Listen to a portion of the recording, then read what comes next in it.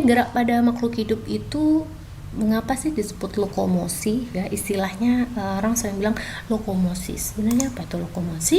Itu pergerakan aktif, jadi perpindahan aktif dari satu tempat ke tempat yang lainnya, seperti kalian bergerak dari kamar tidur ke kamar mandi tadi pagi, atau banyak contoh kayak yang lain. Nah seperti ini. Ini gerak-gerak lokomosi, jadi bergerak dari satu tempat ke tempat yang lain. Nah, ulat ini yang gumus ini juga melakukan lokomosi. Nah, ini semut memindahkan makanan yang ada di lantai ya.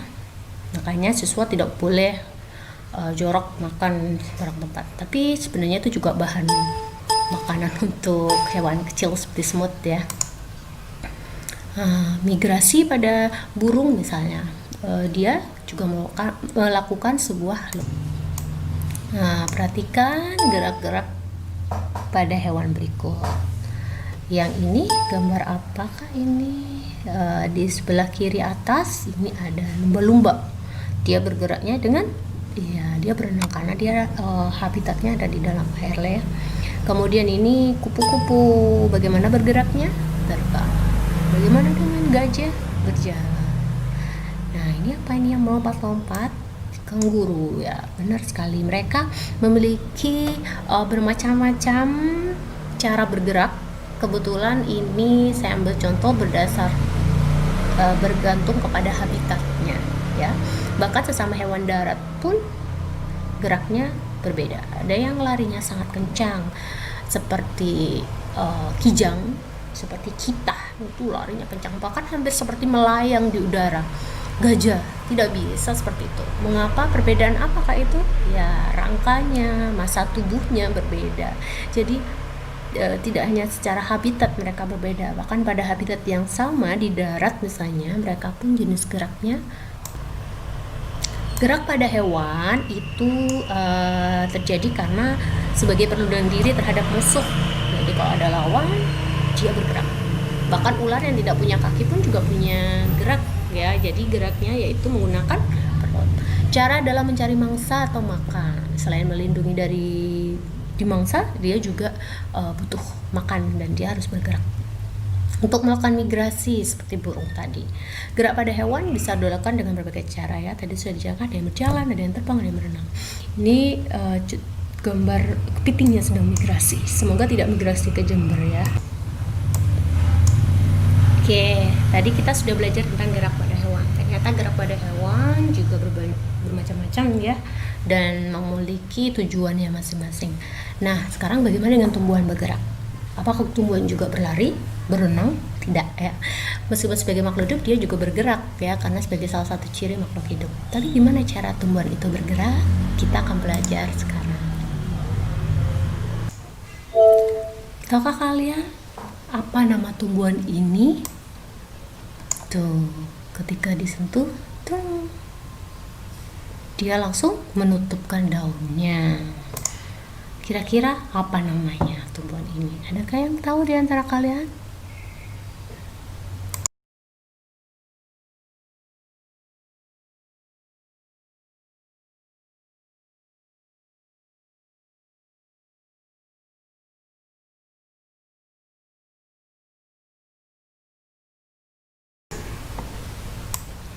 Baik, itu tadi ternyata nama tumbuhannya adalah Mimosa pudica dalam bahasa ilmiah, atau kita sering sebut putri malu ya. Kalian bisa menemukan tumbuhan ini biasanya di lapangan-lapangan. Sudah jarang ya, dia itu tumbuhan liar dan apa namanya, berbunganya tuh warna ungu. Ternyata dia ini keunikannya tidak hanya menutup daunnya ketika disentuh saja, ketika ditiup atau dipanaskan seperti di ini ya, animasi ini, dia akan menutup ya, dia akan menutup. Unik ya. Dan gerak tanaman putri malu atau Mimosa pudica ini kita sebut tikmonasti atau seismonasi. Tikmo itu berasal dari bahasa Yunani yang artinya tikma atau sentuhan, yang dipengaruhi oleh sentuhan. Jadi nanti kamu akan belajar nama-nama gerak tumbuhan dengan istilah-istilah. Jadi kamu yang harus kamu tahu juga selain konsepnya, kamu juga harus tahu beberapa istilah dalam menentukan nama gerak suatu tumbuhan. Oke? Apakah hanya putri malu tumbuhan yang melakukan gerak? Kalian ketahui memiliki pengertian perpindahan ya. Tapi gerak pada tumbuhan ini dibedakan menjadi 3 macam.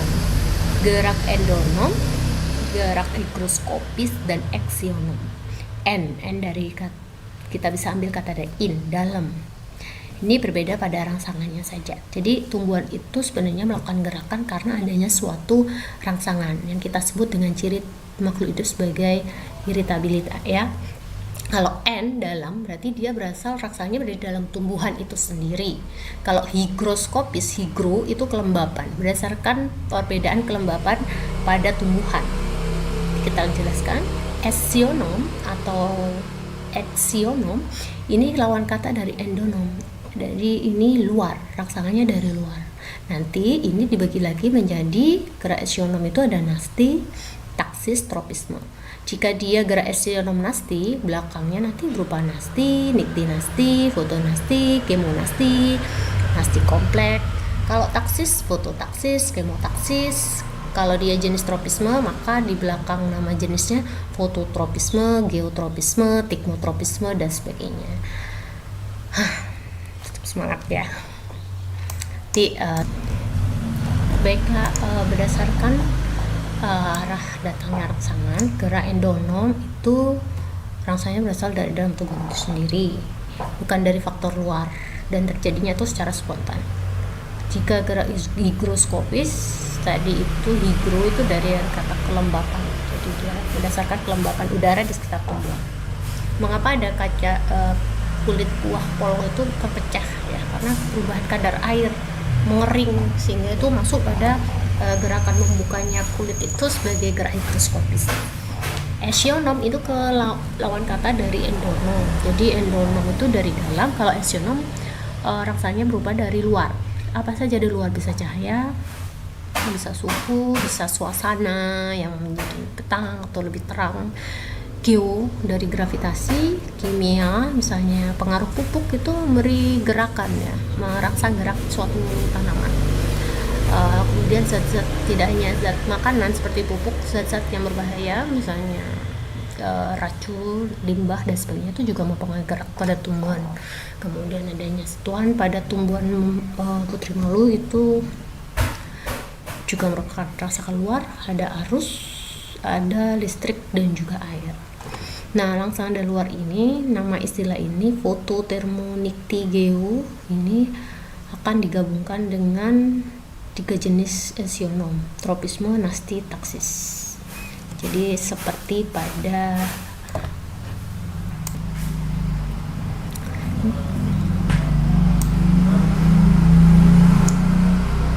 gerak endonom itu berangsangnya berasal dari dalam tumbuhan itu sendiri atau tidak memerlukan rangsangan. Biasanya terjadi secara spontan, tapi belum juga diketahui apa penyebab.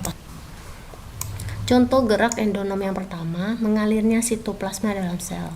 Sitoplasma itu merupakan salah satu komponen yang berada pada sel yang menyusun bagian tubuh setiap makhluk hidup. Nah, jadi gerakannya itu kita sebut sebagai endonom, berasal dari dalam tumbuhan itu sendiri. Contoh gerak endonom yang kedua, gerak yang diperlihatkan tumbuhan ketika tumbuhan itu tumbuh akar, batang, daun, dan bunga. Jadi itu juga merupakan salah satu gerak dari endonom. Jadi mekarnya bunga, kemudian tumbuhnya batang, mengapa batang itu tumbuh itu sebenarnya dari endonom. Tapi bagaimana dia bergeraknya itu eksionom. Endonom yang ketiga, gerak kloroplas. Masih ingat di kelas 7 ya, kloroplas itu adalah organel sel yang tempat adanya klorofil. Dia akan memutar mengelilingi isi sel pada sel-sel daun hidrilla ini. Hidrilla itu kloroplasnya memutar, dan itu termasuk sebagai gerak endonom. Higroskopis. Higro tadi kelembapan karena pengaruh kadar air sehingga pengurutannya tidak biji yang satu dengan biji yang lain. Contoh higroskopi membukanya sporangium pada tumbuhan paku akibat berkerutnya sel-sel anus. Nanti dia pecah, kotak sporanya itu pecah mengeluarkan spora ya. Itu pada tumbuhan paku bolongan. Nah ini saya sebutkan kapuk ya, itu kalau udah kering kan dia pecah keluar kapuknya, itu biji polong. Nah seperti ini namanya higroskopis karena kadar air. Kemudian Graesionom karena faktor dari luar tadi ya, berbeda. Nah 3 hal ini, 3 jenis ini harus benar-benar dipahami. Tropisme itu sama dengan nasti, hanya sebagian. Jadi misalnya bunganya saja, akarnya saja, itu berarti dia tropisme atau nasti. Tapi keduanya beda. Kalau tropisme itu dipengaruhi arah. Jadi misalnya bunga matahari itu dia akan mengikuti arah datangnya matahari, maka termasuk apa? Matahari di terbit sebelah timur, tengah, sebelah, dia ikut. Nah ini yang ikut kan hanya bunganya saja, akarnya tidak ikut bergerak kan. Jadi itu disebut sebagian tubuhnya saja, maka disebut tropisme. Dan dipengaruhi rangsang, berarti dia jenis geraknya adalah tropisme. Cahaya tadi kita sebut dengan foto, maka dia fototropisme. Kalau taksis ini seluruhnya. Nah nanti ada contohnya. Satu-satunya gerak yang rangsangan luar yang tidak ada pengaruh dari mana arah datangnya itu nasti. Tropisme dan nasti sama pada sebagian saja tubuhnya, jadi tidak satu tumbuhan. Tapi kalau nasti dan taksis, tropisme dan taksis punya kesamaan. Untuk lebih jelasnya, yang selain memahami tentang 3 jenis gerak, pahami juga istilahnya. Kalau dia dipengaruhi oleh cahaya, kita menyebutnya foto, bisa fototropisme, taksis, nasti. Dan ingat, kalau tropisme berarti sebagian tubuhnya dan dipengaruhi arah datang. Kalau fototaksis seluruh tubuhnya dan dipengaruhi arah datang. Fotonasti berarti dipengaruhi cahaya dan dia geraknya tidak dipengaruhi datangnya. Maksudnya tidak dipengaruhi datangnya itu mau rangsangannya dari kiri, kanan, atas, bawah, dia tidak. Pokoknya ada cahaya, dia akan melakukan respon. Suhu, termo, suasana petang, nikti, gravitasi kita sebut geo, kimiawi kemo, ada kemotaksis, kemotropisme. Kalau dia berupa sentuhan, tikmo atau sismo sama ya, sentuhan. Sentuhannya tidak harus dengan tangan ya. Sentuhan itu bisa berupa batang yang keras. Kemudian listrik dan air, hidro. Kalau tadi higro, ini hidro itu dekat. Coba kalian perhatikan apa yang unik dari kedua tanaman ini. Ya ternyata tumbuhnya daun itu menuju ke salah satu titik, yaitu menuju ke pusat, menuju ke arah datangnya cahaya. Coba ini pada kesana tumbuhnya ini, kalian bisa praktek ini nanti. Kalian punya kecambah, dia bikin kecambah ya dari biji atau benih tuh, kemudian kasih kapas, tutup dengan ditaruh di kordus ya, gelap, kalian lubangi satu saja, nanti dia akan tumbuhnya menuju ke lubang yang tepat, dia bisa melihat cahaya, dia bisa menuju cahaya. Nah coba sebagian saja, hanya daunnya saja, apakah akarnya ikut ke sini? Tidak. Apakah akarnya ini ikut menuju keluar sini terus ke sini, keluar menuju cahaya? Itu tidak, hanya pada daunnya saja. Berarti sebagian. Kalau sebagian kemungkinannya adalah tropisme atau nasti. Nah sekarang dipengaruhi dari kiri cahayanya, daunnya ke kiri. Kalau dari kanan dia ke kanan. Itu yang disebut dengan dipengaruhi arah datangnya cahaya. Maka jenis gerak tumbuhan ini adalah, coba tebak. Ya, dia sebagian tapi dipengaruhi oleh siapa? Cahaya. Arah datangnya apa? Cahaya. Maka nama jenis tumbuhan, masih ingat tumbuhan yang ini ketika disentuh? Ya, apa jenis geraknya ya? Disentuh.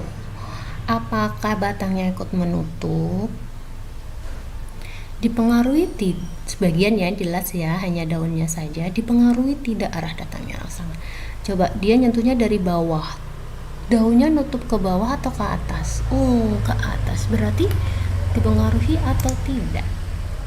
Tikmo, nasti. Dia tikmo karena sentuhan. Nasti kenapa? Hanya sebagian tapi tidak dipengaruhi rangsangan. Oke, jadi dia ini nyentuhnya di bawah, tapi dia nutupnya tetap aja ke atas, tidak ke bawah. Kalau dia tikmotropisme, harusnya dia ketika disentuh di bawah, dia nutupnya ke bawah. Ternyata tidak. Berikutnya, sebutkan jenis gerak ini. Oh, kenapa ini? Akar, batang ya, batangnya tumbuh. Meskipun kenapa kok harus dimiringin, apa gambarnya terbuat tidak? Ini sengaja dimiringkan. Ternyata tumbuhan, kalau kamu potnya jatuhkan, batangnya itu tetap ke atas, tidak terus memanjang gitu, misalnya memanjang ke rumah tetangga, enggak, dia akan terus naik ke atas, naik selalu ke atas ya, maksudnya dia naik. Nah, ini jenis geraknya Pak, yuk sebagian atau seluruhnya? Sebagian. Dipengaruhi enggak? Rangsangannya apa sih ini? Sebagian. Dipengaruhi atau tidak? Ayo, rangsangannya apa? Cahaya, suhu. Dan ini tidak disebutkan cahaya. Geogravitasi. Jadi itu juga pengaruh gravitasi. Dia menjauhi gravitasi. Jadi dia tidak tumbuh ke bawah tapi ke atas, itu namanya geotropisme negatif. Nah, jadi geotropisme itu ada positif negatif. Kalau akar itu selalu ke bawah kan, kebanyakan loh ya, meskipun ada tumbuhan bakau ke atas. Nah, geotropisme positif itu menuju ke arah gravitasi, gravitasinya ke bawah, maka dia disebut positif. Kalau dia ke atas seperti batang yang selalu ke atas, itu dia geotropismenya negatif ya. Nah, sekarang coba jenis gerak apakah tumbuhan berikut nih, tahu nggak ini apa yang berulir? Ini namanya sulur. Biasanya pada mentimun, daun sirih. Siapa yang punya daun sirih? Dia mengulir gitu ya, melilit namanya. Nah, ini jenis geraknya apa? Ya, coba saya kasih clue-nya. Sebagian atau seluruhnya? Kalau seluruhnya berarti daun-daunnya ikut melilit. Enggak ya, sebagian. Dipengaruhi enggak? Rangsangannya berupa apa? Berupa sentuhan. Jadi sentuhan itu tidak selalu tangan ya, sentuhannya di sini adalah batang. Coba kalau batangnya itu di kanan, nah kalau dia dipindah di sebelah kanan, ini kan kiri, batangnya di kiri, dia melilit ini. Kalau dia di kanan, maka nah dia tuh mengaruhi arah datangnya. Kalau ini dikasih mendatar lagi kayu, dia akan habis ke atas, dia akan ke kanan atau ke kiri, berarti dia dipengaruhi arah. Itu namanya tikmotropis. Bisa dipahami? Nah, seperti ini dia ke atas baru ke kanan, jadi arah sesuai dengan arah dari mana kayu itu Jenis gerak apakah ini? Wah, ini namanya tumbuhan apa? Venus flytrap atau tumbuhan ini. Kenapa? Sentuhannya berupa apa? Serangganya gimana? Sebagian atau seluruhnya? Apakah ini daun-daun lainnya, bagian-bagian tubuh lainnya ikut menutup? Tidak, berarti dia sebagian. Tapi yang mana? Dipengaruhi ya, datangnya rasa. Dipengaruhi atau tidak ini? Tidak dipengaruhi, karena kalau ini ya, kalau dia hanya menutup ketika tumbuhan itu di sini, dia tidak bisa menutup ke bawah. Jadi misalnya ada lalat di bawahnya, ini yang hijau ini atau di hijau ini, dia nggak bisa menutup ya. Jadi tidak ada tikmonasti. Jenis gerak apa ini? Ini bunga tulip. Bunga tulip itu mekarnya hanya di musim semi. Musim semi itu penanda apa? Semi, suhu ya, berhubungan dengan suhu, maka dia pasti depannya termo. Tapi termo apa? Apakah daunnya ikut mekar? Tidak, berarti sebagian. Nah, suhunya dipengaruhi enggak datangnya? Kalau suhu kan iklim ya, iklim itu kan menunjukkan suhu di wilayah itu kan luas, sehingga dia nasti ya, di termonasti. Jadi tidak, suhu itu kan beda dengan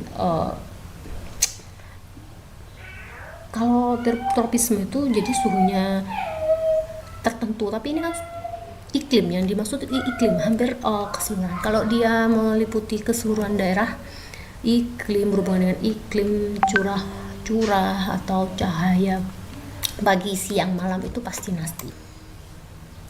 Nih, daun petai Cina atau lam toro yang biasa buat pecel ini dia menutup saat malam. Pak, berarti kalau malam tuh hubungannya sama apa? Suasana gelap terang. Berarti nikti nasti. Ini kalau pagi tuh dia tidur. Kalau sore dia mekarnya cantik sekali. Maka dia disebut bunga pukul 4 karena dia mekarnya di pukul 4. Mengapa? Karena jam 4 sore itu terang sehingga dia disebut foto nasti. Adakah yang tahu ini apa? Ini itu salah satu jenis protista yang sifatnya autotrof. Jadi dia bisa bisa berfotosintesis.